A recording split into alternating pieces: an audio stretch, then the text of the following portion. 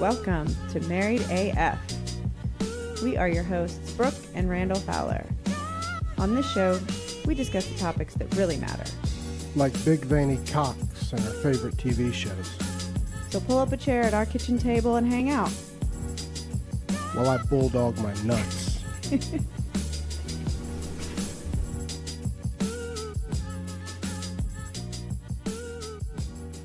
What's up, everybody? What up? It's that time again. Married AF. Trying out some new software here. I know, I'm or nervous. Is it firmware? Or is it software? I don't know what any of that means. We got a new Mac, and it isn't set up like the old tank, so we're going with some GarageBand goodness here. Yeah, hopefully it works and we don't fucking ruin this whole... Yeah, my dick will be chapped if we ruin this one. We got a good one tonight. Uh-huh. We got Warren Thompson. Yep. A.K.A. War the Destroyer. A.K.A. the Kool-Aid Man. A.K.A.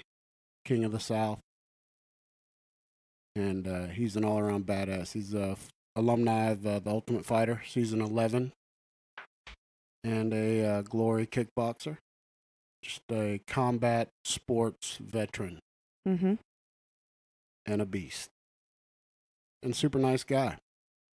And he's got a cool story, so I've wanted to have him on for a long time, and we've talked about it. I mean, we throw rocks at each other's houses. Yeah, what? He was going to come over and record this in person, and what happened? He just had to go to South Carolina yesterday, so he's been on the road. So he's in South Carolina, or he's no, home? He's just back, so oh, okay. I think it's just better for his, he's got a family, so yeah, I'm cool with okay. him just calling. Yeah, I mean, we talked to Buff on the phone, and he lives right down the road too. Yeah, but I'm excited about it. But before we get him on, I had something I wanted to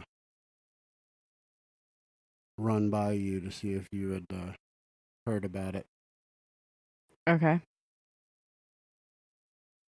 Shit, what was it? Oh, there's two of them. One, have you seen the video of the woman whose Nest camera system caught a ghost of her dead son and recorded it? That just gave me like a chill down my spine. He was like What? 23. He died. And her and her daughter were laying in bed watching a movie. He's been dead 2 years. Mm-hmm. And she got the alert that someone was in her kitchen. Right. And so she went to the video, her and her daughter. And it shows. It is the weirdest shit I've ever seen. I mean, you know me. I'm all about like I wanna believe all that. Like my initial reaction is like, holy shit, that's fucking crazy. But then like my skeptical tiny part of my brain is like, that doctored in some way. Yeah, I don't know. But that's heartbreaking and just fucking crazy. Yeah, it's one you've got to see. I'm actually looking it up so I can hand it to you. Well, we can't hand anything to each other. You're 1,000 miles away. Why don't you just tell me? I'll pull it up. I've got my iPad over here. I'm keeping the phone. Damn it, my case isn't slickery.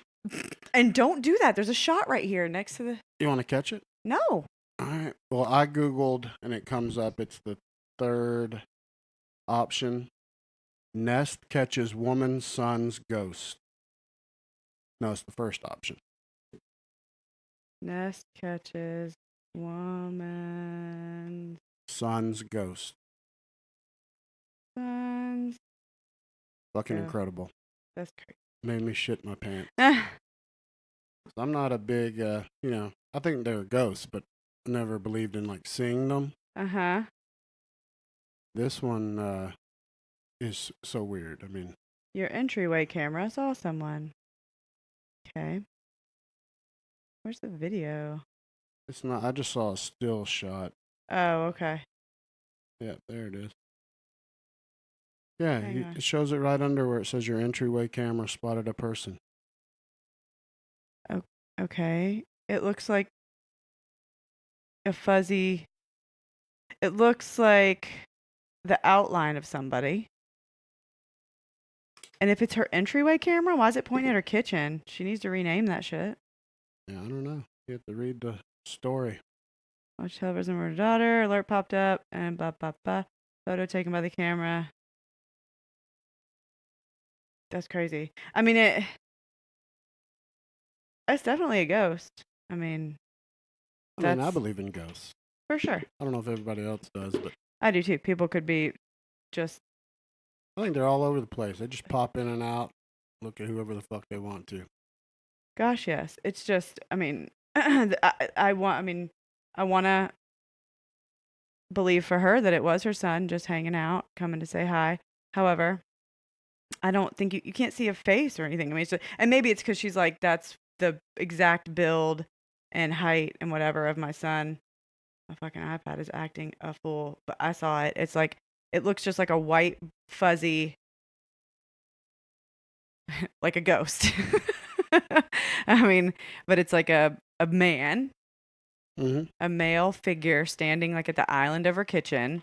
And he's got on like a white long robe, but no, it just looks like you can't tell what it's wearing. It's just a white figure that's completely filled in white. So it's like, it almost looked to me like it was like, could have been like a jeans and t-shirt, but like, it's like everything's filled in white. So you can't really tell.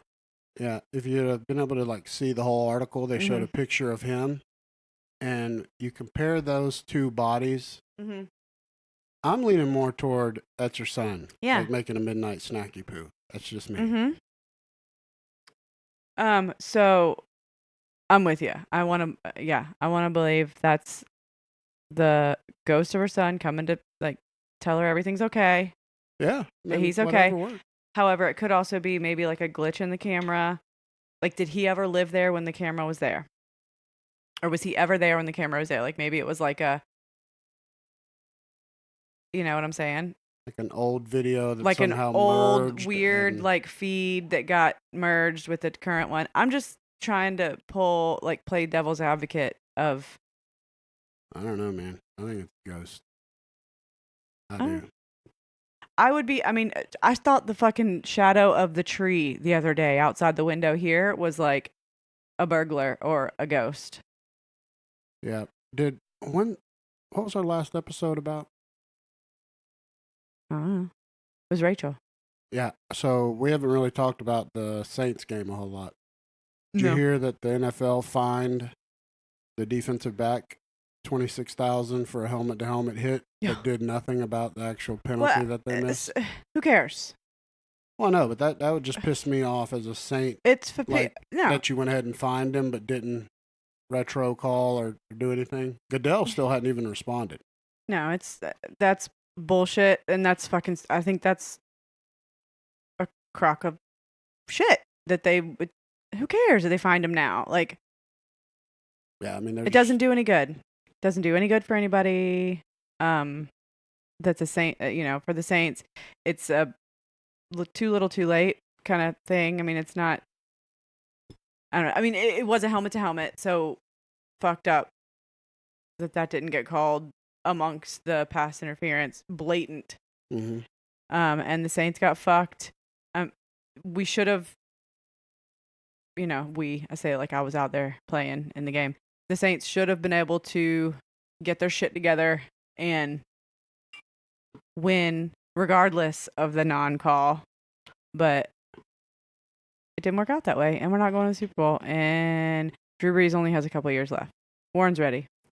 Yeah, I mean, you can't. That's hard. Everybody gives that argument, but you can't, put a value on how deflating a play like that is to the entire team's morale. And then you want them to be able to cut that off and crank it back up for overtime. Like, come on. No. I mean, it's easy to say that, and it's the right thing to say. And Drew Brees was very PC in his response to it, like he would be. Of course he was. But I'd be like, fuck that. That was the biggest steaming pile of shit I've ever seen. Yeah. But, you know, that fucking guy, $26,000 penalty got the Rams into the Super Oh Bowl. my God, that means nothing to him. I mean, $26,000, that's like a paycheck. I'm sure that's not even near a paycheck, but I'm sure that the Rams will cover that for him because that got them in the Super Bowl. And I think Watsky was talking about that on their new episode too, that the Rams better fucking cover that for that guy. Did they release a new episode today? Yeah. My fucking phone was acting stupid on the way home. No, it's good shit. Always good shit. Because I thought I saw something coming no offense, where, like, he had posted something about, I don't know, but, you know, I was driving back from bumfuck, middle of nowhere, Alabama. Yeah. Like, I like old Watsky and the Duchess and Tampa 2 Rings. Gosh, yes. Yeah, I saw your message with them that we...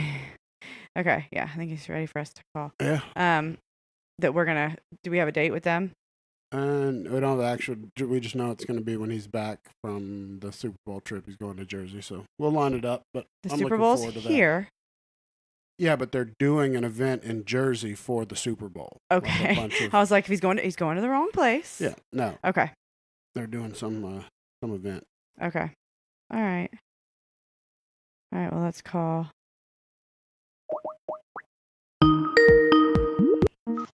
What's up, guys? Hey, what's up, man? Hi. Not much. Let me figure out how to get this speaker on. Awesome.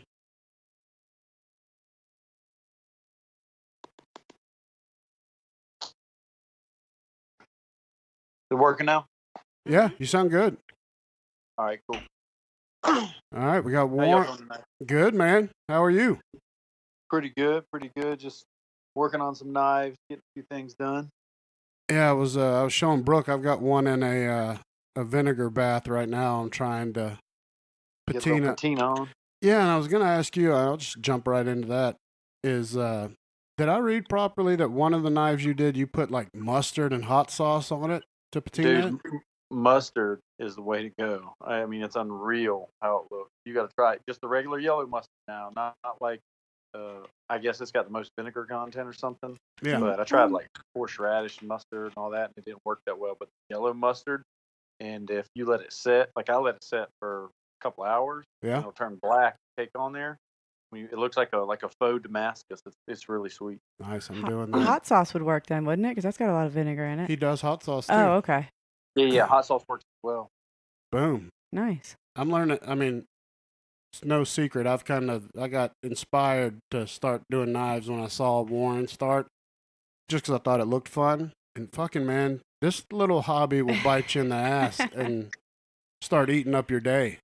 Yeah, that's why I was just a minute ago when you were like, "Oh, can I hit you up?" I was like, "Give me just a minute." Like I was trying to do a hidden tang with a brass guard. Like the guard is a little thing, over the scale. Yeah. Your finger from going over, and I was drilling in the drill press, and I couldn't get a vise on it, so I was holding it between my fingers, and the drill bit caught, spun it, about chopped my thumb off. Yep. That's I could see that happening to me. Nightmare. That's exactly why I don't do shit like that, because all my fingers would be gone. Yeah, it's interesting. I went today to, I forget the fucking name of the woodworking store that's over there off of Barrett. What's it called, babe? Rockers or rollers? Baby, I don't know. I just know that I know where it is, and when we drove by it, I was like, it's just a giant store of wood pieces. And they've got scraps of like exotic woods you can buy. And I went and got some of this African black wood today. Have you messed with that any, Warren? Never messed with it yet. I've just got into using more wood myself. I started kind of with cheaper materials like micarta. Yeah. And now I'm just now getting to where I'm using some better woods myself, some burls, stuff like that, walnut burl, maple burl, stuff like that. Yeah, the dude I was checking out and buying this little scrap piece, and he was like, well, that's going to look good, man, but he said, don't get a splinter from it. It'll immediately get infected, and it'll hurt like a son of a bitch. Like the acid content in this wood is so bad that it's like every time you get a splinter, it'll infect. So now I'm horrified at this shit. Yeah, I've heard that. Yeah. Supposedly it's because it's made like by the volcanoes in Africa or something. That's where it resides. A high sulfur content, or stuff like that. Something like that. Hey, do you have us on? Do you have headphones on, or do you have us on speaker? Just on speaker. Should I take you off speaker? Yeah, it's kind of reverberating. Yeah, if you have earbuds or something, or like headphones, that would be cool. Is that any better? Oh, talk, baby. Yeah. Yes. That's better. We were just getting an echo. Okay. Yeah, you're doubling up. Beautiful. Well, awesome, man. Well, I want to jump into some of these, kind of the idea we had on the chat for tonight. We got a bunch of listener questions that we've got to ask.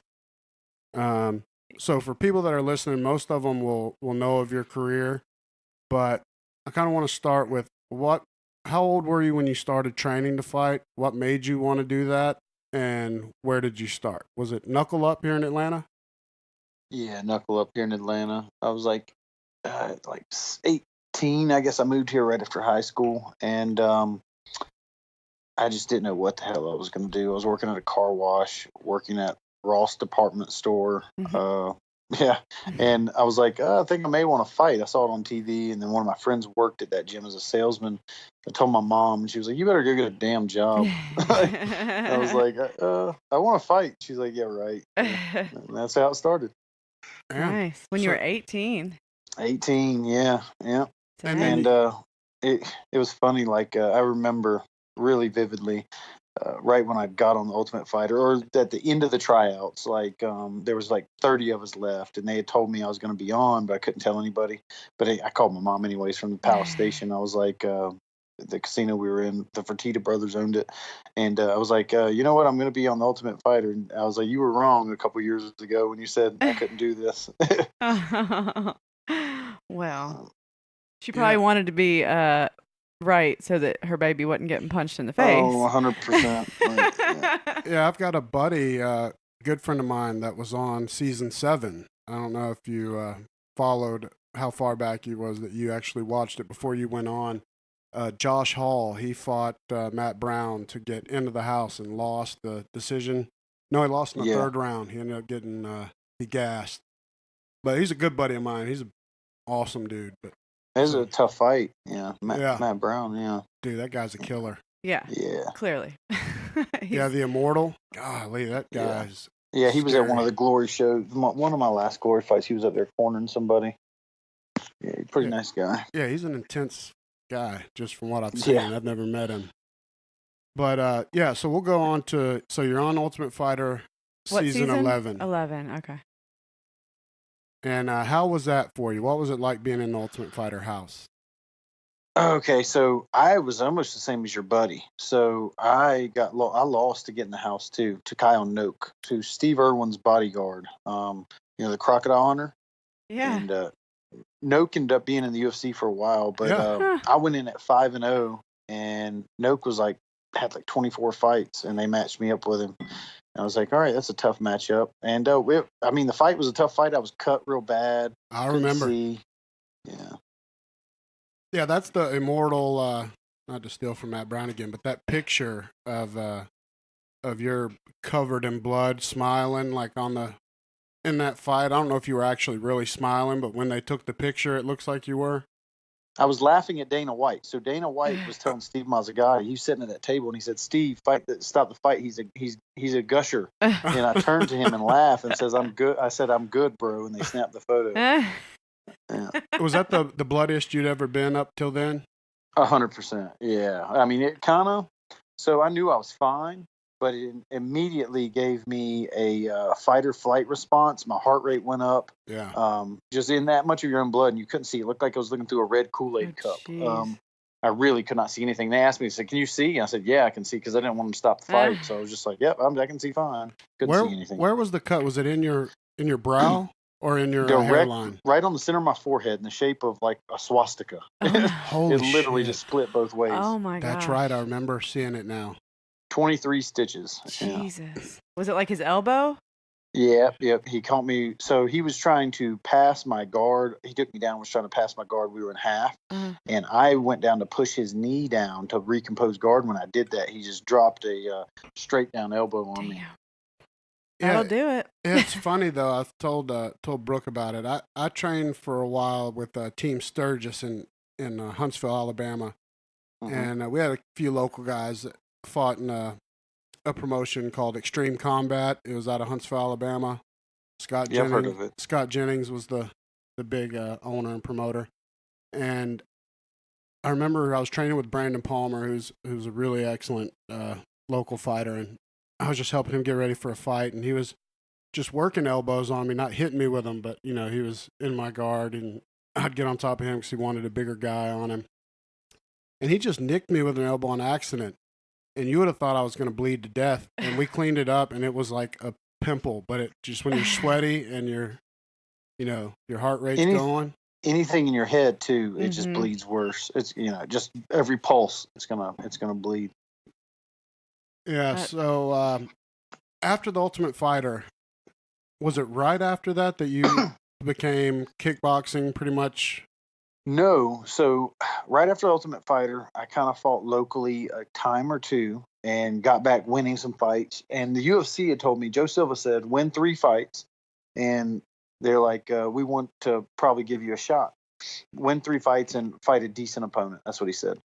So I was being managed by Sucker Punch at the time. And so we were trying to line up some stuff. And I fought a former Bellator vet and lost to him.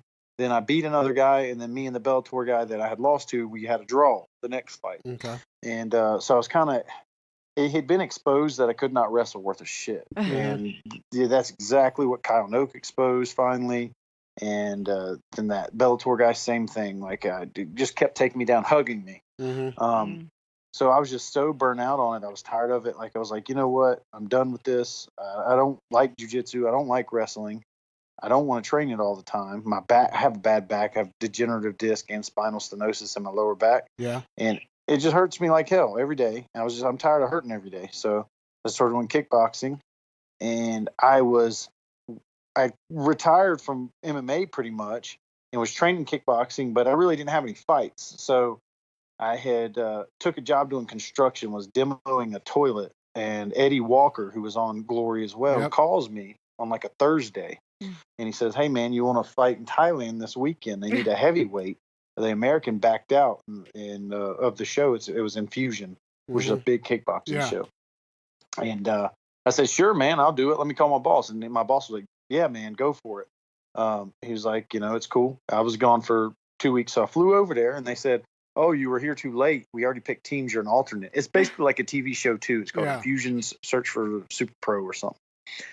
And so I'm sitting there, and we go to the beach, and the big Polish guy who had fought Labanner was supposed to fight the Dutch guy who was favored to win. Brian Badass Dow's his nickname. He has like 100 fights. He was favored to win, and the Polish guy didn't want to fight him, so he said he was sick.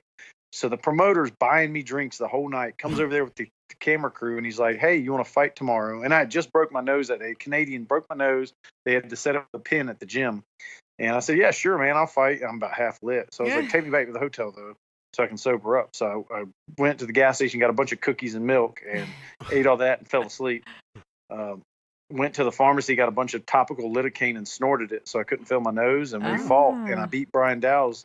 I'm one of the few Americans to ever beat a Dutch heavyweight, and Glory signed me on the spot. Nice. They had a talent scout over there. Did he open your nose back up during the fight, or did it opened up right off the first exchange, and the ref stopped it and wanted to check it. I said, "I'm good." And she was like, "Okay, I know. I was just wanting to make sure, and let us fight." So it went to a sudden death round, and I won the extra round. The 4th round, I won. The whole crowd was chanting USA, and like they were all Thai people there, but they were chanting USA by the end of it. It was awesome. So when you fight over in Thailand, is it like what we see in the movies, like everybody smoking cigarettes and betting? And like in Kickboxer, like are they dipping their gloves in broken glass? So put it this way. So get this. So I didn't have a cup with me, but it's normal that a lot of the fighters don't. They have a big tub, like a milk crate full of cups. You just grab the one you want to use and pop it in. Just put it back when you're done. Maybe catch crabs or yeah, right. I mean, some God knows what. Oh my God. Yeah. Do they wear? That's hilarious. Do you guys wear the steel cups in kickboxing? Yes. The one time I did not. In Glory, Randy Blake kneed me in the balls 4 times, Jesus. And I was bruised so bad, like it was horrible. I forgot I couldn't find my cup. It was in my basement in the dirty clothes. I couldn't find it, so I had to use my coach's plastic one. And he got me 3 or 4 times in that fight, and it was excruciating. Oh my God. Yeah, always wear a steel one. Well, how bad does it hurt though to kick a steel one? Like if you're, doing an inside leg kick or something, it just rides up. Couldn't you break your foot on it? You possibly could. I've never done it. I mean, I couldn't tell you. I wouldn't think it would hurt any worse than kicking a knee or an elbow, Yeah, bone. Yeah. I just know from grappling with guys that had worn them, like it's a huge advantage when you grapple. People that wear steel cups, like that, you can use that shit and dig into for an arm bar, right? All that. Yeah, it's fucking rough. All right, well, so you get into glory, and I know you kind of made a name for yourself, and this is where I want to ask the first listener question because it's a great question. And this comes from Joe Bouye. Yeah, Joe B. He's got a podcast this up in Jersey. This first one that you sent me? Yes, go ahead and ask it. The very first one. All right. No, the second one about I was the about to say nicknames. this has nothing to do with fighting. Yeah, okay. about the nicknames. Nope, it's not. You're the worst. None of these, it's not. So the first one is, how easy is it to get laid when you're a legit badass fighter? Well, let's save that one because that's not Joe. The one that's Joe is about the Kool-Aid Man and the War of the Destroyer. Yeah, that's like 6 down. Okay, but well, ask that one. Let's go with that first. What's the difference between the Kool-Aid Man and War of the Destroyer evolution-wise? So the Kool-Aid Man really wasn't even my nickname. I think like right before the Ultimate Fighter, I was on a hog hunt and we were baiting pigs with corn mixed with Kool-Aid and digging holes and putting it in there. And we were telling that story and somebody started just calling me the Kool-Aid Man. It's not even a cool nickname, Unless you came out and how it got started, but that was kind of the story that it launched that. And it started and then went right away. Mm-hmm. And so when did War of the Destroyer, was that more natural? Was that always kind of been your moniker? Kumpan, my first Muay Thai coach, nicknamed me the Destroyer, and I just added War because my first name Warren, and just went with that from there. Yeah, it's just a cool shortening of your name, and it happens to go with it. Yeah. All right, well, I'm not going to mess up your questions anymore. Don't tell me any numbers. You should know better. We'll go in that. Well, now, so you're the first professional fighter we've had on the show. Yeah. So some of the things we've wondered about is give us a split of the good and the bad of being a professional fighter from your perspective. In my opinion, so the good is the traveling, and in reality, a lot of the good, I didn't realize how good it was until after I was done. But it's the connections and the contacts and the networking and the people I met. Mm-hmm. That is really, I missed the traveling in the big cities and Thailand and Madison Square and, LA and all that stuff in the fights and the lead up to that. That is great. Like there's no other feeling in the world when you win a fight and you're in the ring in front of thousands of people or on TV. Mm-hmm. But the real dividends are like now, like me starting this little knife business. Like I auctioned off a knife for $550 and sold another one for $700. And that's fucking I'm incredible. a beginner. These knives are basic knives. This is all through my networking from fighting. Nice. And I know that. Like, and that makes me really be thankful for what fighting did for me as far as the great people I met and stuff like that. The bad is what it does to your body, your brain, your emotions. Even if you win, the next week is so anticlimactic. You're like, you don't know what to do with yourself, like, because the high's over. Mm-hmm. And then obviously the injuries and then the brain injuries and the concussions, which we didn't know about when I was starting. Only the past 2-3 years that's coming to be talked about. And that's kind of what drove me so much, I think, to depression. And we'll get to that, I'm sure. Depression, impulse control, bad choices, just loss of control of my life. And now with the neurological stuff I'm facing, I'm not sure if it's from fighting or not, or if it's nothing at all. They're not sure. They don't know, in medicine, they don't know real shit about like neurological stuff. So it's all pretty new, like all the CTE stuff, and they can't, it's kind of like, Mm-hmm. they can't really tell you definitively until after somebody dies, like, and then they chop their brain up. It's like, they got to figure out how to figure that shit out while somebody's still alive, maybe, and try and slow it down or something. Yeah, I mean, and once you get into the wormhole of looking into neurological issues. And, I know from when I had to have my neck fused, and me and you've talked about that, 2 levels. And when you're having all those symptoms, I mean, first off, if you Google it, you're going to be scared to death because it's ALS. Everything's ALS immediately. Yes. Everything points back to ALS. You didn't tell me that when you were researching all that. Because I didn't want to scare you. Because I would have been like hair on fire, running through the wall. Yeah. Yeah, the first thing you do. So what happened with me, I don't know if you want to get into that yet. Yeah, go ahead, because we're going into the depression next. So you just roll with it. We're here to listen. All right, cool. So I'll go back probably 2 years, and that's where I started to really notice it. Like, I always had some, like, as far as impulse control, as far as I'd spend more money than I needed to just to get an extra high, or take a fight I shouldn't just to get the high from it. I'd take fights on a week notice, a day notice, whatever, just to chase that high, which wasn't the smartest thing to do with my career. I'd fight hurt. I never said no to a fight. I think it started probably with my first fight in glory, Brian Collette. I had a torn oblique from the Thailand fight, and I still fought that fight and lost. I didn't train I only hit pads, wasn't able to run or spar or anything, and I lost that fight. And then I was still fighting light heavyweight under my contract, but I really wanted to be a middleweight, but they made me fight out my contract, my 3 fights, and I lost all those. And the last one was Zinedine Himmerlane. I had a torn it's a sagittal band. I tore 2 of them in my knuckles. It's the bands that hold your fingers, like when you make a fist, holds the ligaments over top of your knuckles. Oh, shit. And I tore 2 of them 3 weeks before that fight, and they called me and said, hey, do you want to be an alternate? We'll pay you a couple grand. Just fly up here. You're an alternate on this light heavyweight contender tournament. And you won't. They're like, we've never had somebody have to fight. This is like 40 shows in. We've never had somebody have to fight, My manager was telling me, just go ahead and do it. And I was like, all right, cool. So I went up there, and sure enough, Manny Mancha didn't make weight. He missed weight by 9 pounds. They said, hey, do you want to fight? I said, sure. The chance, it was like, I think, even though Glory had started paying less, the chance at payout was 40 grand. So I was like, man, hell yeah, I'll fight. And they were like, well, you're fighting Zinedine Himmerlane from France. You know anything about it? I knew nothing about him. I was like, man, he's carrying a purse and drinking a Diet Coke over there. What's he going to do to me? Well, he knocked me out bad. Like, I pressured him, went right after him. I dunked my hand in an ice bucket for about 20 minutes, and we wrapped it up, and I just went after him, and I landed 2 good combos and put him on the ropes, and he just knocked me out cold. I was on ESPN Not Top 10. Oh, shit. I've seen that knockout. Yeah, I mean, flattened me.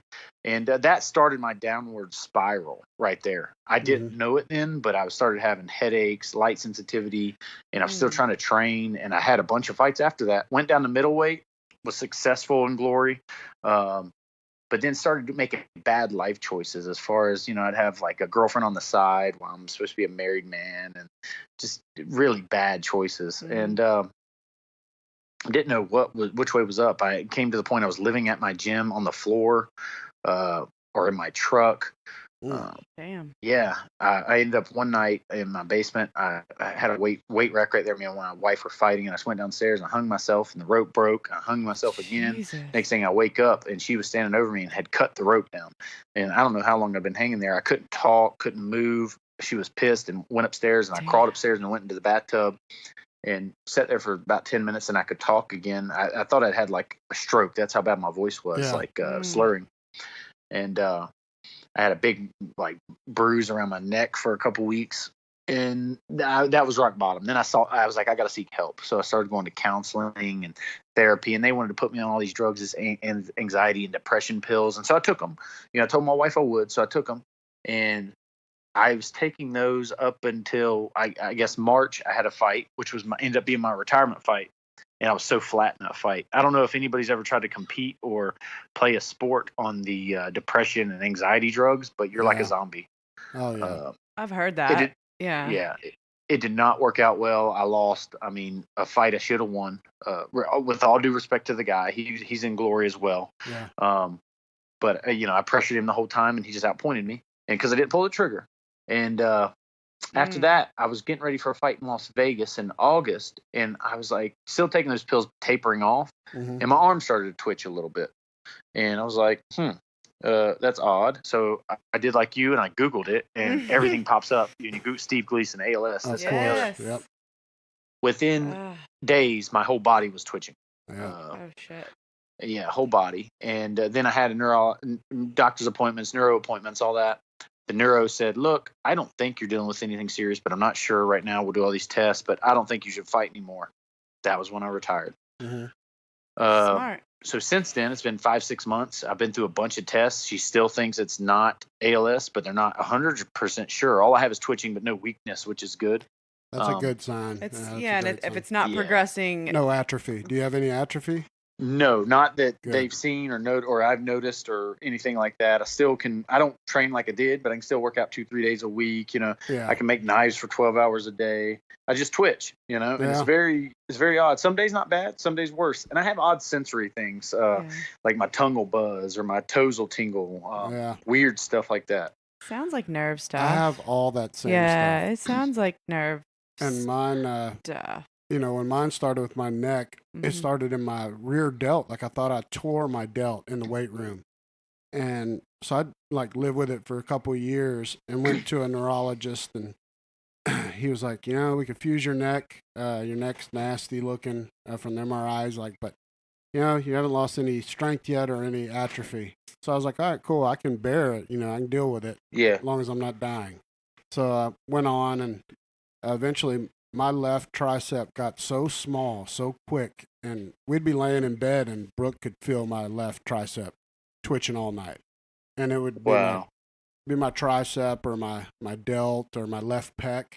Mm-hmm. And I went back and he was like, we got to fucking take care of it. Well, once it started atrophying, you were like, sign me up for the surgery. Immediately, yes.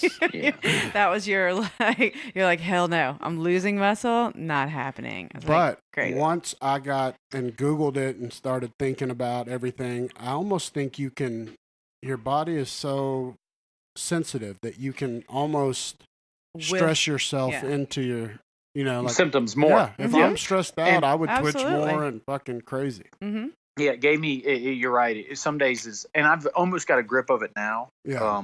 I have an appointment with a neuromuscular specialist at Emory in February, and that'll give me a lot more answers, I'm sure. Yeah. But I've been through all the EMGs and MRIs, 4 MRIs and this, that, and the other. And it's frustrating. They did find I had the degenerative disc and stenosis in my back, but, I was thinking maybe something in the neck, and they didn't find that. But they did say there's something called benign facilitation syndrome, which is funny. My uncle has it too, where you just twitch. Yeah, I heard of that. So that is a possibility. And a strong possibility being that I still have, after 6 months of symptoms, I still have my strength and stuff like that. That's a good thing. No, that's a huge thing. Yes. I mean, ALS, that's what finally got me to where I could relax about it. Was after the time from seeing symptoms. If you get 3 or 4 months, if it's ALS, it's quick, rapid as far Steve as Gleason, the his speech was slurring in months. Yes, very quickly, and he was having trouble within walking. 3 to 4 months. You're right. He couldn't do a pull up in 3 months from when he used to be a super athlete. Yeah, his fucking documentary is the best / hardest thing to watch. Sobbing I still have not watched it because of the anxiety over this. Yeah, no lie. Once I got over it, we watched it. I know exactly what you're saying. So I feel you 1,000%. And getting control of it, like you're saying, I remember when I was able to, and it was probably shit. It probably took me a year to where I would quit talking myself into it being more than it was. And now I can be like, who gives a fuck? If my muscle starts twitching in my arm, I don't even care anymore. So it doesn't fuck my day up. You're right. Some days, it'll literally take over your life. And you make it more than what it is. You're like, really, I'm just twitching right now. There's nothing else happening. But if my calf's going or my tricep or bicep, you know what I mean? It's I'm just I freak out about it for no reason. And then you concentrate on it, and then it's it seems like it's worse. Well, then you have an anxiety attack. Yeah, I know exactly how it is. Yeah. Then you freak the fuck out. Then you're no good to your friends or your family. You're worthless. As far as being a contributor. And as well, we've talked openly about my anxiety issues. And when it comes on for me, there's no point for me to be there. Because I just need to go sit in a room because I'm a pile of shit. I'm useless. You don't talk to anybody. Zoned out. You're zoned out. Mm-hmm. It's a tough fucking thing, man. And I'm glad people talk about it more now. I mean, it doesn't bother me to talk about it. It doesn't make anyone less tough or less. No. It's fucking crippling, and kudos to anybody that talks about it and tries to get a grip on it, you know? Yes. Because it sucks. I think that's why I kind of like I'm so much in a better place because of talking about it now. So when a year ago, like as I did say, when I did try to commit suicide, I'm so embarrassed about it. That's not even me, you know, who I am, but I was cowardly and did that. But I think it's important that I admit that to be able to conquer it. Like if I tried to hide it or brush it under the rug, it's like a dark secret that would haunt me forever, you know? Oh, so I don't give a shit. But if everybody knows and everybody's like behind my back, they're like, man, I can't believe you would do that. But at least that I can say, hey, I did this. It was a mistake. I repent. You know, I'm going to get better. You said it was a year ago? A year ago, yeah. Holy shit. Yeah, I saw the picture, which I thought it took huge balls for you to post. And we actually got a question about the picture. I'm not going to ruin. We'll save it for a minute when we start the listener questions. Okay. But yeah, dude, that shit's that's so much more powerful and bigger than like you or me or Brooke here. Like just that picture could help so many people of seeing. Well, here's the thing with suicide or that picture or that. It's like I don't want I put that picture to be like, hey, I make mistakes too. Sure. I did this to myself. Like I don't want pity because of it. I don't want you to feel sorry for me. No. I did this to myself and I want to get better, you know, and conquer this. And you can too, or people can too. You know, it is what it is. We all make mistakes. It's a stupid mistake and it's a final solution to a temporary problem. You know, it really is. And I'm glad a year later I can sit back and be like, what was I doing? You know, almost couldn't. So. Well, let's jump into some of the listener questions, babe, because we got so many I don't want to overhaul. Baby, them. I don't know. You've got me all fucked up on the order of them. And whatever order you want. You're the one looking at them. Doesn't matter the order. Well, I mean, do you want me to ask the one about the depression stuff or go back to the getting ass when you're a fighter? I don't know. All of them. So start with the depression one since that hits on the topic we just talked about. Okay. Oh gosh, it's so far away from my face. All right, it says War, I don't know who this is from. It says you're my favorite kickboxer. I follow you on Instagram and wanted to thank you for talking so openly about your struggles with depression. You've helped me more than you know. My question for you is how bad does it hurt? That's not a depression question. Okay, that's not my fault. Okay. Sorry. But Sorry. Okay, I'll keep going. They're just thanking you for being so open about it, which does go with what we were talking about. Sorry. Does it hurt when someone properly checks a leg kick? And also, how bad does a well-placed liver shot hurt? Oh. So these are both good questions. So a liver shot can be delayed. I'll start with that first. I love the liver shot. It can be delayed as far as you hit it, and in 2-3 seconds, you just almost your body seizes up. Oh, damn. I was good at guarding my liver with my elbows. I never got hit to the body much, but I did go after the liver a lot, dropped a lot of guys in the gym. As far as if somebody checks the kick, it's the worst pain in fighting. It was always my worst fear to break my leg like Anderson Silva. Exactly. I was about to say, of course it hurts. I saw somebody's leg get snapped in two on pay-per-view. Yeah. How often, worst fear. How often does that happen? Is it more than people would think that people break their tibias like that? Not very often. People do hurt their legs, but to be honest, you're not supposed... Even the good kickball, if you watch Glory or whatever, most of them don't come barreling ass out there and wham, hard kick. I was taught at as a young fighter, by my Thai coach. He would say, you play tendencies. So I'll jab kick and see how you check it, or see where you put your weight, or see what you do. And then or if you don't check it, then I come and do it hard. But if you do check it, then I may set you up. Like I jab, feint the kick, hit you with a liver shot to get your weight back on that leg, and then take the kick, you know? Yeah. There's things you can do. So nobody, I don't want to say that it's stupid if you break your leg, because sometimes you're playing a tendency and they don't check, and then all of a sudden they check or carrot top you.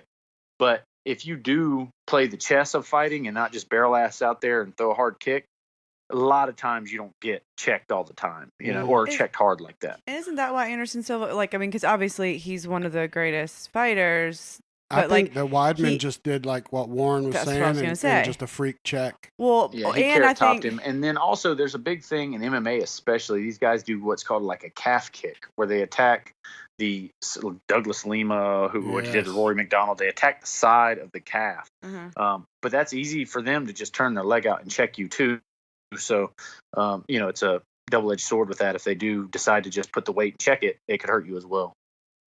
oh God, I'm just like playing that over in my head. It was so bad. Yeah, that's brutal about the liver shot too. Yeah. Like I never got those one always in look training. so painful. Like they don't like when you see them, it's like it doesn't look like it's something fake. Well, and it doesn't look like something that should hurt as bad as it doubles people over, you know, because it's like you got a lot of skin and stuff there, like, but if you hit him just right, like, and I know like Cowboy Cerrone got like cut in half or whatever with like his 4-wheeler accident, so he's like super sensitive to those. It just seizes your body up. Yeah, and you'll see like, I mean, fighters like him and literally fold in half after that, and I'm like, what happened? Yeah, I mean, he barely got touched. Yeah. You know, you can't go against Bosch Rutan's always said it. He's always been huge on liver shots. And so well, it's all in anatomy. So the liver hangs down below the rib cage right there, where the spleen on the other side does not. So to damage the spleen, you normally got to break the ribs, but the liver hangs down below it, so you can hit it, through the soft tissue. That's crazy. So it could be like, so it makes sense when I say it looks fake is not that it is. I know it's real, but it's delayed sometimes, like Warren was saying. So you're like, it's like 2 seconds later and they'll crumble and you're like, what are you falling from? Yeah. Right. So your liver has nerves in it, I guess? I don't know. I don't know exactly what causes the reaction. That's interesting. Yeah, I do not know. What's the next one, babe? Okay. Let me see. What is or was your favorite submission to practice? I like so I was more basic. So if I did get on top, I was a pressure guy. I'd do. Yeah, you said you didn't like jiu-jitsu. No. So on the bottom, out of guard would be triangle. Out of top, if I'm on side control, would be Americana. And then obviously rear naked choke for MMA. Yeah.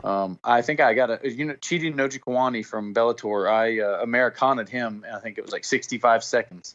Ooh. Wow. That was probably my fastest submission victory ever. Nice. So did you just kind of do your jiu-jitsu to, like, was your training around it more of like, don't get submitted? Defense. Defensive jiu-jitsu? I was a big, strong, athletic guy. So it was don't get submitted, recompose guard, try to get up if I can. And I'd work on a couple submissions. Like I said, I'd work on sweeps. I'd work on triangles. I'd work on, rear naked chokes, basic stuff. I wouldn't get too crazy with it at all. Well, I'll tell Kimora's Americanas. Our 5-year-old son is a huge fan of Ronda Rousey, and he has been practicing his arm bar every day on his stuffed animals, and he's getting pretty good. I was dressing him the other day, and he grabbed my arm and was like, arm bar. And I was like, baby. Well, Warren knows Fabio. He knows Fabio. Yeah, Fabio's a great guy. Yeah. I've known Fabio for years, since I was 18, 19 years old. Oh, well, that's the professor. And Marsha's a professor now, too. She got her black belt. It's funny. I almost came over and started a little Muay Thai program over at Fabio's a couple years ago. We met and had a business meeting and stuff. Oh, that would be so awesome. Come to fruition, but yeah, he's a very good guy. God, Muay Thai, you don't see that. I would love for it to be offered. Yeah, shit. We talked about it. We just couldn't get the X's and O's lined up in time for the time frame that I was kind of needing, because I was what was happening is I was closing my gym and I was looking to kind of do some private contracting. He was more looking for somebody to come in and do their own thing, and I just didn't have the money and to put up to do it at the time. Yeah. All right, man. Okay. Let's see. Who was your favorite person in the Ultimate Fighter house? You know what? I liked Kyle Noak, who I fought. Chris Camozzi was real cool. Camozzi's awesome. I keep me and Chris still talk. He's in Glory now. He's a good guy. He's a real good guy. Who else? Ben Stark's a cool guy. Trying to think who else. What season was Schaub on Ultimate Fighter? Like 1? Brendan Schaub? Yeah. No, he wasn't on season 1. I mean, he was on there he was forever. on the heavyweight one the year before I was on. I believe he was on 10. Yeah, he was on the one with Mitrione. I thought it was way older than like 10 or 11, but okay. Oh, no, he's maybe he's on 10 or something like that, around there. I don't know. Maybe later. And you were light heavyweight? I was middleweight. Oh, okay. Yeah. And that's the thing I was going to ask. This is a question from me. With your career, from everything that I followed, like your frame, it's incredible how, and I don't want this to sound bad, but you could thin out and get your abs back like nobody's business. Like I could in get in between real off good shape when I season wanted to, and or back get into fat. shape. Yes. There you go. You said it, not me. And I just respect it. I mean, it's crazy. I'd swing as much as for the Ultimate Fight, or right after the Ultimate Fighter. That next fight I took, I was 215 2 weeks before the fight, made 185 for the fight. Jesus. And then I'd have 4 IVs to walk after weigh-ins. I was so messed up. Yeah, that's it was a lot bad to drop. And so you naturally walk around at 215, or my natural weight when I'm in shape is probably about 210. But when I'm more out of shape, I've gotten as big as, if I'm lifting weights, and 240 while I was fighting. I've been as heavy as 265. Like, I mean, Holy just shit. eating like Good hell gracious. and lifting. How tall are you? 6'2". What? I mean, that's okay. Randall's 6'1"-ish, 6 foot 6'1"-ish, and he's 2 feet. But his frame is. I'm like a bowling ball. I'm not big boned. I'm more lanky. Yeah, he's long legs. Okay, I was about to say that. I mean, with that height, I'm like, oh. But you'd have to look at Warren's like facial structure. Like I've noticed it at your weigh-ins before. Like you can tell sometimes you've got that face that when you've sucked down, you can see it. Every bone. Yeah. Warren's face, because my eyes suck back. Yeah, that's a brutal look, man. That scares a lot of guys me. Yeah, weight cutting scares Who was the last one where we saw Johnny Hendricks before his last fight in the UFC, like his last couple ones, where he would come in there looking like a skeleton and then be talking gibberish, like I was like, dude. Yeah, I mean, I think for me, and I want to get your thoughts on it, Warren. I think that they've went too far on the PED bans, like the way that they've banned IVs, like in the UFC. They don't let guys rehydrate with IVs. They want them to do it with liquid and all that. And, I don't know. I've been an athlete my whole life. You want my true opinion on USADA? Yeah. Yes. I think that it's a joke. I think people that don't fight, fans and sponsors and people that watch, should not be as concerned with what the fighters or athletes are using out of competition, even. That the old way, they tested them fight night, or they test them, strategic times or whatever, and it's too many hoops and crap to jump through. Like this whole John Jones debacle, like he had to have be tested like 15 times. He's got a little metabolite still, and it's so much of a joke now. Like baseball too, like people made a big deal out of it. The pitchers were using, the batters were using. God, who cares if they take steroids? Who cares? I like baseball better when they were roided up. They're hitting a baseball. They were hitting home runs. It's no contact with other people. Like, just let them get juice to the tits and hit home runs. So even in fighting, and I would not name this name, but when I was in training in Las Vegas, I was training at one of the major gyms, and I won't even say all of that, but let's say a former UFC fighter, and he was a big fighter, and then all those guys there were fighting in the UFC at the time. He had a backpack full of juice openly in the locker room. We're all in there. Well, and that's how I'd say 75-80% of the fighters, like your favorite fighters, everybody's that listen to this, were on. Of course. And you people would hate to hear that, but it is. That's what it is. They're a pro athlete. Yeah. They're trying to win, and I don't think recover. You can train and recover. And that's the key. You can't train like you guys did without it. Here's the thing with HGH. Like, there was a study I read that doctors were giving it to non-athletes even before knee surgeries so they could come back from the surgery faster. Yeah. But yet we're getting on to athletes like Anderson Silva, who used something for a broken leg out of competition even. Yeah. We're getting on to these athletes for doing the same thing that a doctor would do medically. I mean, for just I don't a regular understand. person. When are we going to draw the line? Is LASIK surgery an uneven thing? You weren't born with perfect eyes. I mean, dude, I mean, I'm with you 100%. I mean, everybody's body chemistry is so different that, I mean, I've seen people that have had real results from just creatine that I would never see from creatine. Like anytime I've tried it, shit, to where I've seen people that, get on the juice, they don't respond very well. They get fat. Other people that get huge. I mean, in different people's bodies, or you see, that's why it used to be the UFC would allow TRT if you were in a certain ratio. And that worked for them for many years. I don't know why exactly they changed that, but if you were in that certain healthy ratio, like, hey, I don't understand, and this is just me. Let's say an older fighter, a Chael Sonnen or something, who openly does TRT. Let's say he naturally is only producing at let's just for everybody, a 400 level, but a natural healthy male should be 800. Sure. Why can't he feel like a natural healthy male and fight?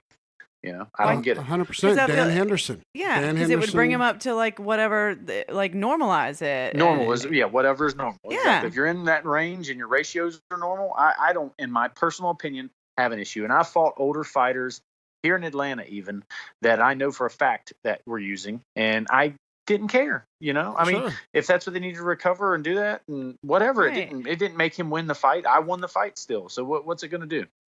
I'm on the same page. I think now I think it's kind of getting exposed, and I think it won't be long before it. Well, it makes these fighters not sustainable. Like you can't. Well, the pendulum is swinging now, and it's biting them in the ass because everybody's so nosy now because we all have so much access with social media that the damn trolls and the social justice warriors are so checking out everyone's story that they're starting to see that like there's fuckery with the Nowitzki and the USADA, and that they'll kind of shut the door on some fighters but open it up a little bit more for others, and the exceptions are starting again. Oh, like the Brock Lesnar, i.e. the John Jones situation. They moved it to California, the whole fucking card, and that's just gonna eventually, I think, swing it all the way over. But fuck, I mean, it's just a joke. I mean, if you want to test the guys and want a fair level in competition, test them the night of the fight. Right. I mean,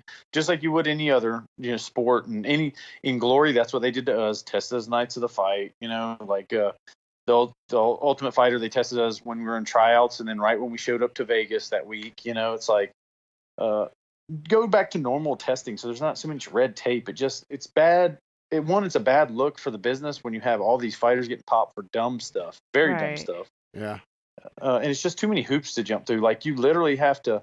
I trained with a couple UFC guys still, and they were telling me that they literally have to check in on the computer where they're going to be every day and at what time. And sometimes USADA will come over to their house at like 6 a.m. and if you peed, they sit there at your kitchen table and just wait on you. That's fucking crazy. So I mean, it's nuts. I know. So you said you train with some people in Atlanta, and I know that this guy lives in the Atlanta area, and Randall is very interested. So you've trained with Brian Stan? Yeah, Brian's a very good guy. Yeah, I love Randall's got man crush for days on Brian Stan. He wants. Who doesn't though? He's yeah. That's one of my favorite fighters, character-wise, I've ever seen. And now if talk about people that are clean. Brian, clean as a whistle. Exactly. Always has been. Swears by it he is. to all of us. My whole time I've known him 10 years, and always says he has been.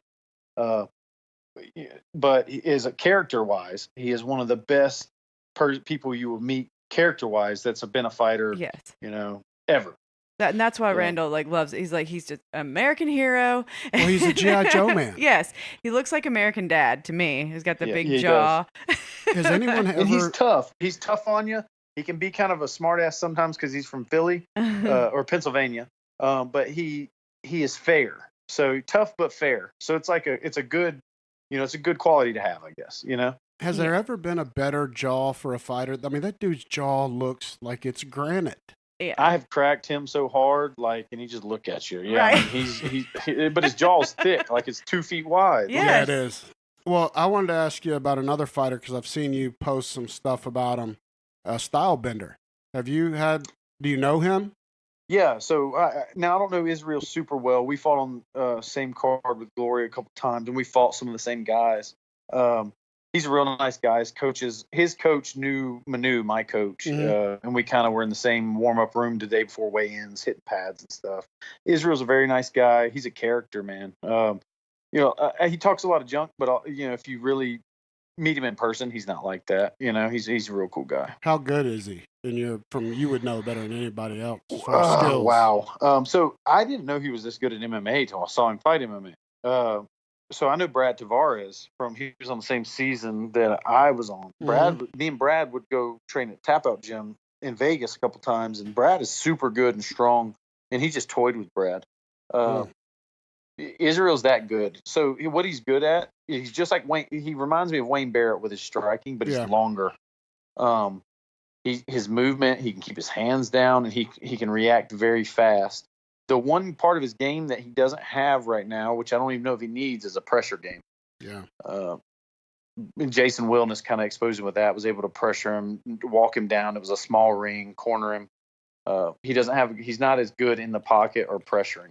But you give him distance and range and room to move, I don't think anybody's going to beat him.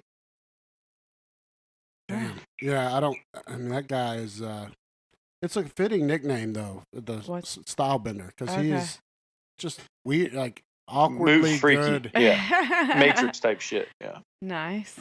So we got one more question. We got more, but I don't want to run over our time. Pick one that you want to ask, babe. Okay. How about, what was your training diet like, and what was your favorite cheat meal? Just So training diet, I worked with George Lockhart some. He did a couple diets for me, and then I would still use some of his stuff at the end, but or ask him a couple questions. But I would do my own thing, just a balanced diet, cut my sugars and my carbs and my milk out. Cut your milk, fruit, stuff like that. I would think. Do what? I was like, cut your milk. I would think that would be. Yeah. But dairy. Yeah, dairy has a ton of sugar. So I'd lose 5 pounds. I love milk. I would drink a gallon a day. So when I cut that out, I instantly lose weight. Damn. Okay. Outside of fighting, I love ice cream, steak. I mean, everything. Cookies. I'm a big cookie eater. Every Friday night, I would get, even fighting, that would be my cheat day. I'd get a 24 pack of those cookies at the store and cook them and eat them all that Friday night. Sounds like something you would do. Yeah. I'm a popsicle guy. Good Lord. I mean, I'm still this day. If I get a box of popsicles, I can get them all down. See, if I was doing some crazy diet, I immediately go to like cheese fries. Oh yeah. So one time in Florida, we fought as an amateur. I weighed in. I had to weigh in at 190. So I won the fight, and the next day on the way home, I weighed when I got home, and this is 24 hours later, was 236 pounds. My ankles were swollen up like a tick. Yeah, that was huge. Did you just swallow a damn tube of salt? Right? Yeah, pizza, macaroni grill, and then I ate a whole half gallon of ice cream. I sat there and ate it with a spoon. It was just looked like a whale. It felt so good at the time, and then the next day you're like, shit. Miserable. Yeah. Miserable. Yeah, I say that, but we had a thing on here on the show. We had some listeners challenge me, I don't know, it was about a month or two back. They were like, we want to see if Randall can lose 15 pounds in 30 days. And I was like, easy. And so I took the challenge. I lost 18 in 4 days. 17 pounds in 4 days. But it was easy. It's just water. I mean, I just sat in the sauna and you sat in the sauna for like 3 hours a day and drank more water, and then worked out a little harder. Every female friend and listener we have is like, fuck you. Yeah, the women get real pissed about it. Yeah, I was It's a little a muscle salty. mass thing. Your muscle's 70% water, so guys carry a lot more muscle. We can drop the water real fast. I got to lose 12 pounds in a day, easy to make weight. Oh, Randall's done that, like doing yard work in the summertime. Like he'll lose 10 pounds just in like a few hours outside. Easily. And I'm like, I hate you.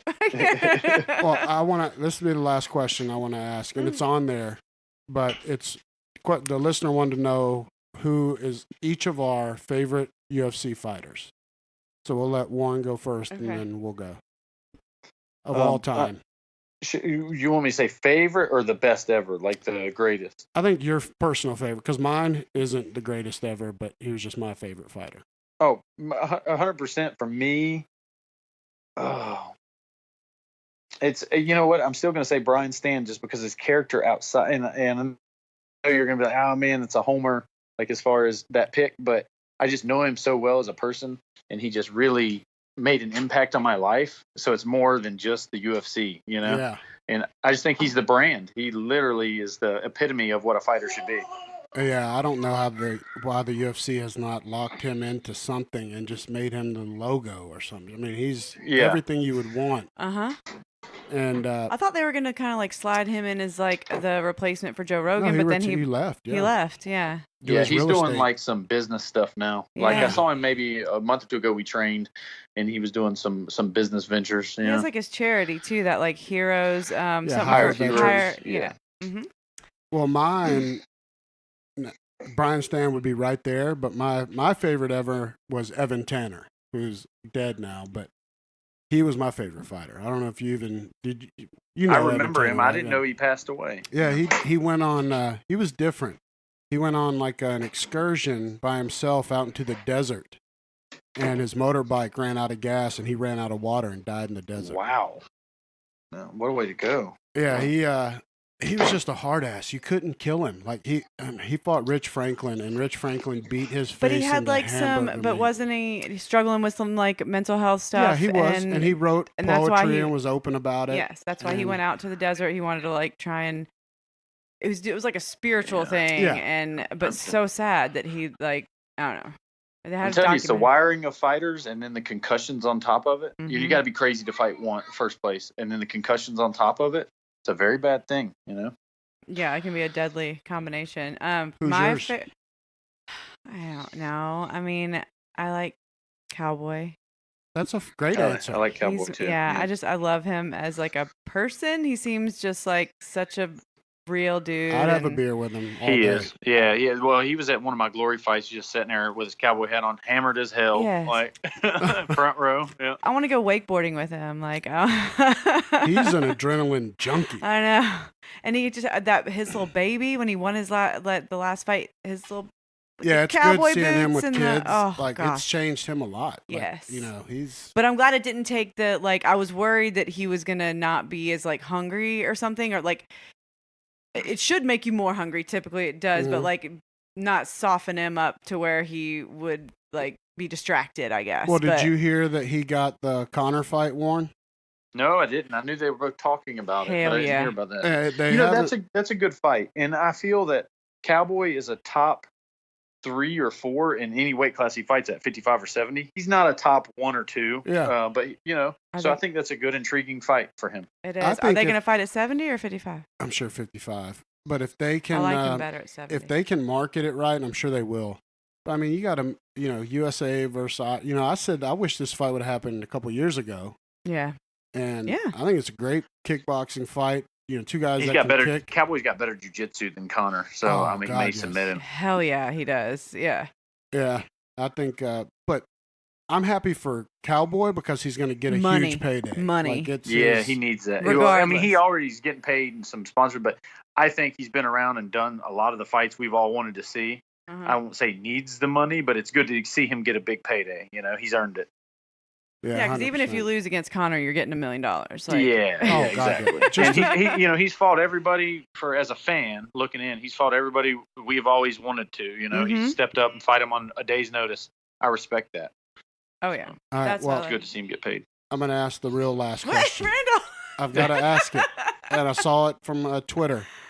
Who hit you the hardest in your career in training or in a fight? And this really is the last one. We'll let you go, brother. You've been awesome. Okay. So it's going to be Brian Stan or Nick Jeffrey-on, a guy you've probably never heard of. Yeah, I haven't heard of him. That sounds made up. Jeffrey-on.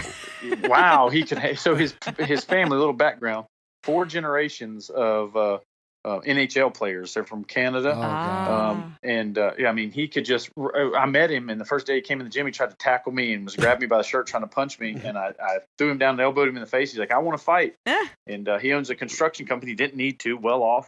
He got in fought and went 4-0 as a professional. Wow. I mean, and just bucket list. 2 years did that. Like he just could hit that hard. He knocked a couple people out. Hell yeah, that's awesome. That's awesome. And then in a fight, you know what? The ones that knocked me out, I didn't think hit that hard, but they obviously did. Zinedine Himmerlane had a good right hand, and everybody says his right hand hits hard. I really didn't feel like he was hitting me that hard, but I mean, it knocked me out. You don't remember because you were knocked out, I guess. I woke up afterwards. I'm sitting in the locker room as a tournament, and so when the tournaments go, that you switch locker rooms, so you're not in the same one. He was in a locker room and said, "Why the hell is he in here? When were we fighting?" Oh, and no. They're like, he already knocked you out. Oh, no. Yeah, well, that's like kind of like the guys in UFC when they get knocked out and they wake up and you see them ask them, like, what happened? Where? Oh, yeah. They're like ready to start the fight and they're like, no, it's over. Like, it's over. Oh, sorry, guy. Sorry. I told you about when, in training when I got clipped behind the ear and you don't even realize it. And everything, like, it was so weird. Like, no reason. You don't even. It's like somebody hit you with a bat and you're just done, and then you're back and just disoriented and like, what's happening? Yeah, it's super strange. Well, Warren, man, I got to tell you, you sound awesome. Like it sounds like you're doing great to me. Like I love it. Yeah. I love making the knives. I think it's given me something to kind of keep me busy, define motor skills. Therapeutic. Therapeutic for me, and then being open about the depression and the talking. So any listeners or whatever you guys have, or that want to just, Instagram me. That's my personal Instagram. I respond back, or Facebook me. I respond back. If you're having a rough day, I've been there.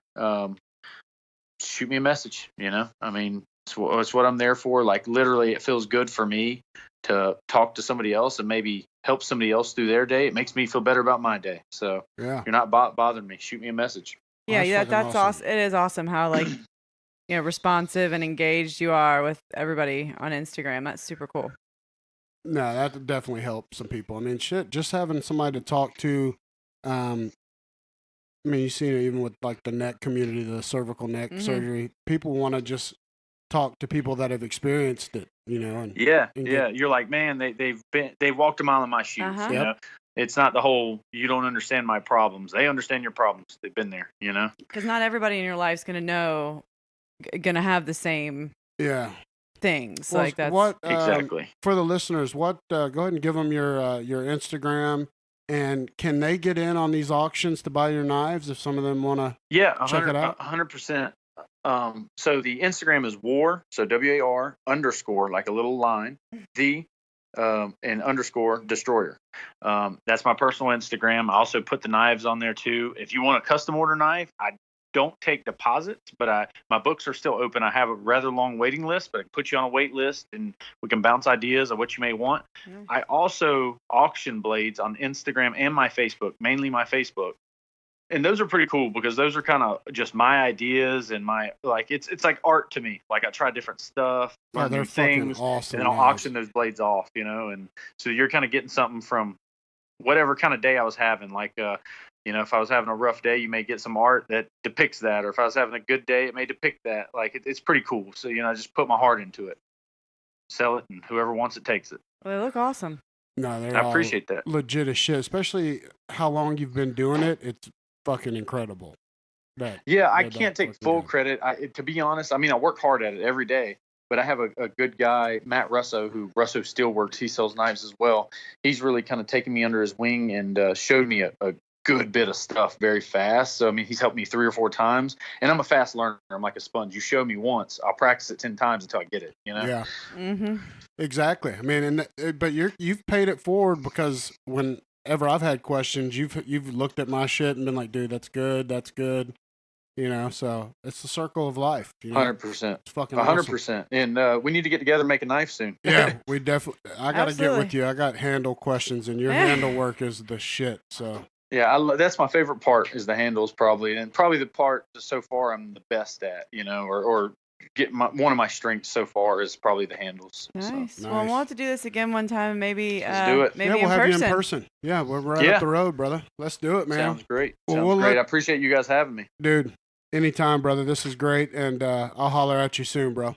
All right, y'all take care. And we'll send you the link to the podcast for you to post up if you want when we post it. Awesome. Appreciate it. Beautiful. All right, brother. Talk to you later. See you, man. Take care, guys. Bye.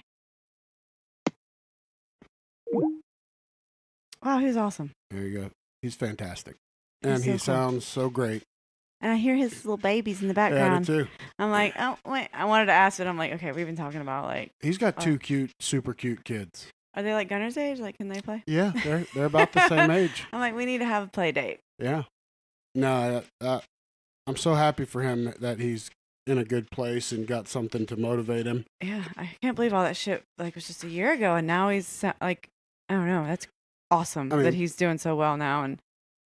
I hope everybody takes him up on that if they want to hit him up to talk about it. You can go to his Instagram page. He posted that picture on his own accord to help people. And you can see the rope marks on his throat. It's not any fuckery.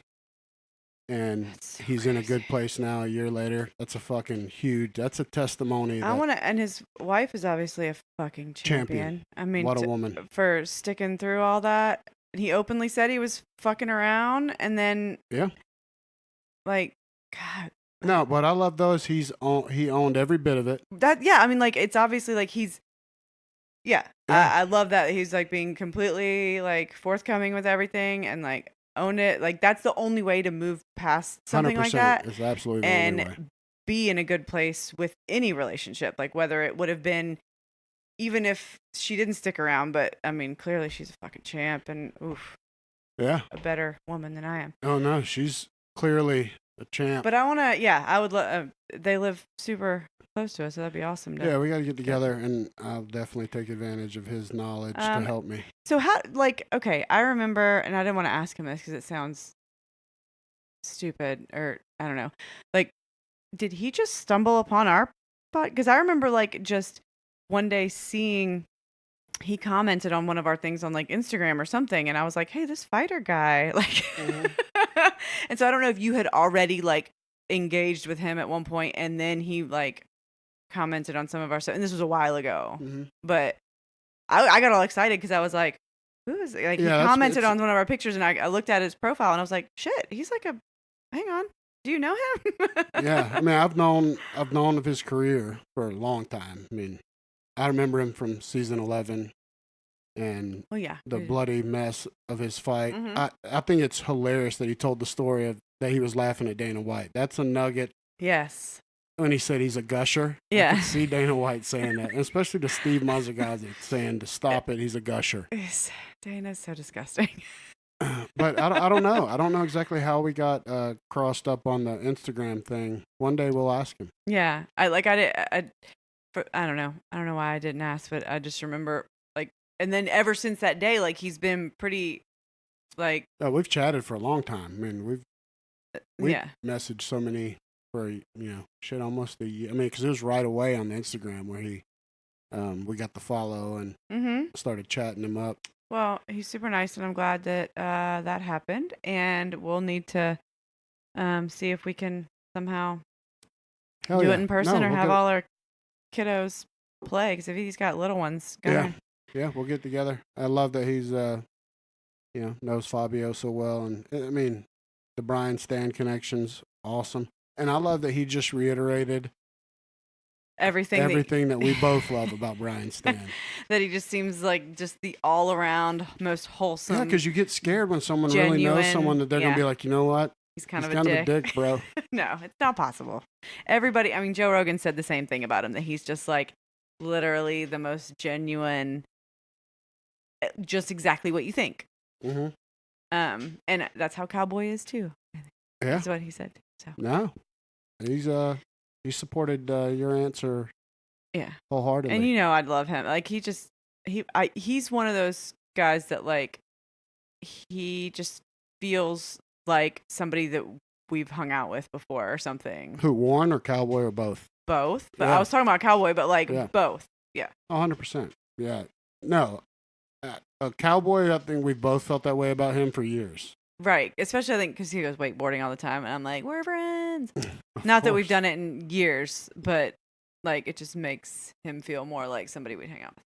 But yeah. All right. Well, that's it for this one. I love this episode. I can't wait to get it up and have people hear his story. I mean, fuck, man. Warren needs to go on Joe Rogan and share that shit. I mean, that's some real deal problems, and people need to talk openly about it and not be ashamed. Coming out on the other side.